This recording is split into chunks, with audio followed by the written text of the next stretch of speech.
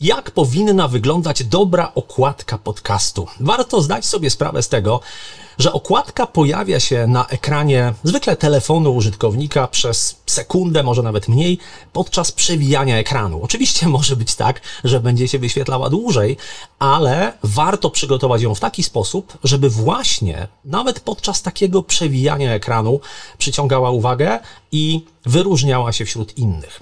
Żeby to zrobić, warto pomyśleć o okładce podcastu trochę jak o takiej reklamie umieszczonej przy autostradzie, w dodatku jeszcze za zakrętem, żeby nie dało się jej wcześniej przyjrzeć, tylko wyjeżdżamy i nagle ją widzimy i już za moment jej nie widzimy, znika.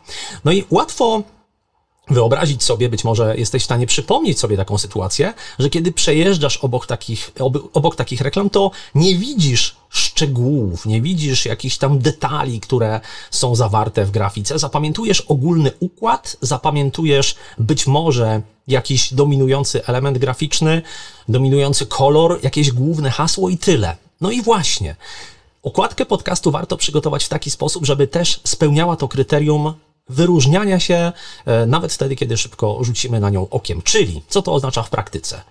Prosta, czytelna grafika. To jest jeden warunek, o którym warto pamiętać. Może tam się pojawić twarz autora podcastu, nie musi.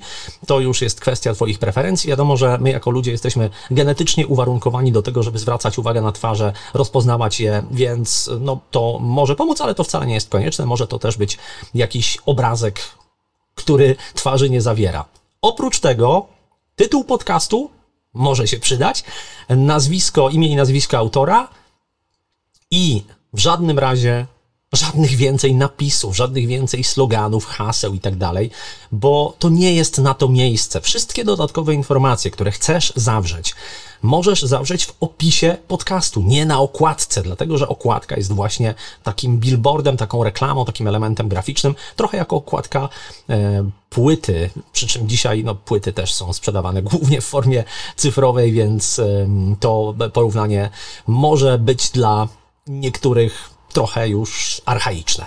Jeżeli chodzi o techniczne parametry, to można je łatwo znaleźć w internecie. Taka podstawowa sprawa, okładka podcastu zawsze ma kształt kwadratu i ten kwadrat powinien mieć bok nie większy niż 3000 pikseli. Możesz taką okładkę łatwo przygotować w różnych programach graficznych, również darmowych.